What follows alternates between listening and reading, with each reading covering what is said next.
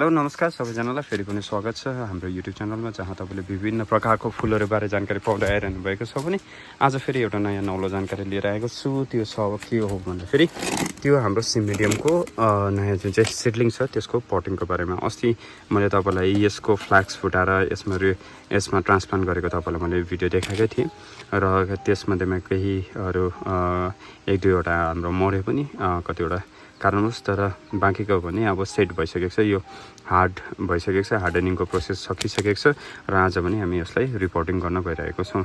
6 इन्चको पटमा 4 इन्चको पटमा हामी यसलाई रिपोर्टिङ गर्न गइरहेको छौँ र त्यसको रिपोर्टिङको लागि हामीले यहाँनिर पत्ताको मल र बलुवा मिसाइसकेका छौँ।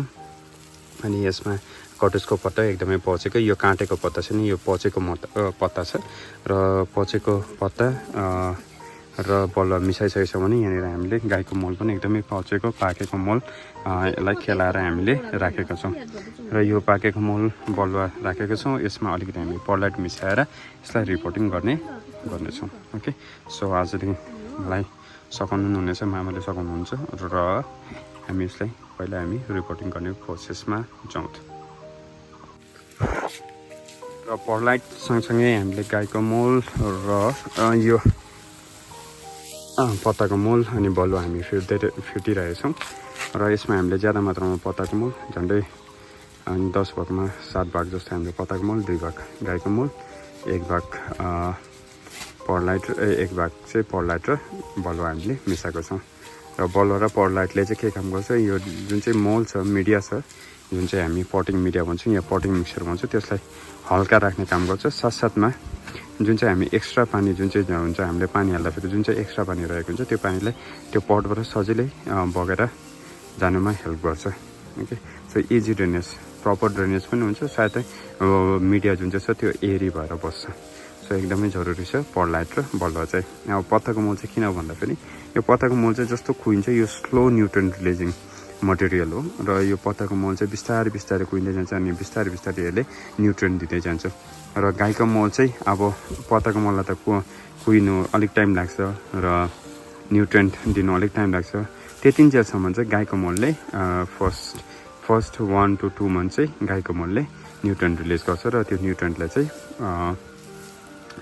जुन चाहिँ हाम्रो अर्किड छ त्यो बढेर जान्छ। ओके, सो हाम्रो यो मल रेडी भइसक्यो। यसमा पर्लाइट मल अघि नै भन्नेले पर्लाइट, गाईको मल, बलुवा अनि पत्ताको मल रहेको छ, कोमिएको पत्ताको मल र हाम्रो यहाँनिर अर्किडको सिडलिङ पनि रेडी छ। तपाईँ देख्न सक्नुहुन्छ यो जुन चाहिँ रुट छ यो हार्डनिङ भइसकेको छ, यो प्लान्ट हार्डनिङ भइसकेको छ र योहरूलाई हामी अब बिस्तारै बिस्तारै सबलाई रिपोर्टिङ गर्छौँ एक एकवटामा। सो यो हार्डनिङ हुने काम हाम्रो भइसकेको छ होइन, अन्त हार्डनिङ हुने काम भइसकेको छ र यिनीहरूलाई अब हामी सबैलाई के गर्छौँ, बिस्तारै रिपोर्टिङ गर्छौँ। चाहिँ मसिनै थियो त्यो पनि हार्डनिङ मजाले भएछ। ओके, सो त्यसको लागि चाहिँ हामी पट चाहिँ चलाउने छौँ यत्रो साइजको,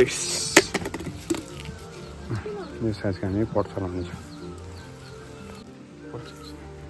रेडी भइहाल्छ हाम्रो पटिङ मिडिया। यसलाई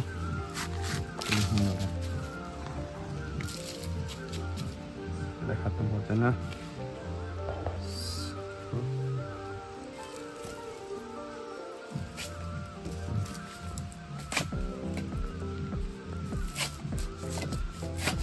निकै बढेछ पनि तर बढ्नु चाहिँ बढेकै रहेछ है।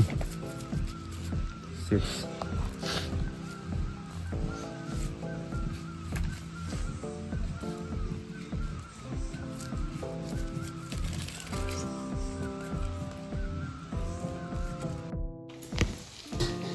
र तपाईँलाई यो भिडियो कस्तो लाग्यो? यदि भिडियो राम्रो लाग्यो भने तपाईँलाई थाहा छ के गर्नुपर्छ, लाइक, कमेन्ट अनि जसले मेरो च्यानललाई पहिलोपल्ट हेर्नु भइरहेको छ उहाँहरूले मेरो च्यानललाई सब्सक्राइब गरिदिनु होला। र यहाँनिर मैले रिपोर्टिङ गरिसकेको छु, तपाईँले देख्न सक्नुहुन्छ यो मेरो अर्किड जुन चाहिँ हार्डनिङ भइसकेको या हार्ड भइसकेको अर्किड जुन चाहिँ छ त्यसलाई मैले रिपोर्टिङ गरिरहेको छु, त्यो सिडलिङलाई मैले रिपोर्टिङ गरिरहेको छु। र जुन चाहिँ सक्सेस रेट हुनु थियो त्यतिको सक्सेस रेट भएन, तैपनि हामी खुसी छौँ किनकि यो मौसम नै त्यस्तो थियो र त्यो मौसमले गर्दाखेरि त्यस्तो राम्रो सक्सेस हुन सकेन। र पनि जे जति सक्सेस भएको छ एकदमै राम्रो छ र आगामी दिनहरूमा नि यसको बारे अपडेट लिएर म आउने नै छु। तबसम्मको लागि thank you so much for watching. यसरी मलाई माया गरिदिनु होला, मेरो च्यानललाई सब्सक्राइब गरिदिनु होला अनि च्यानललाई हेरिबस्नुहोस् होला, किनभने तपाईँले धेरै नयाँ नयाँ फुलहरूको बारेमा नयाँ नयाँ जानकारीहरू तपाईँले पाइरहनुहुनेछ। र यसरी नै यो भिडियोको म अन्त गर्न चाहन्छु। Thank you so much, have a nice day.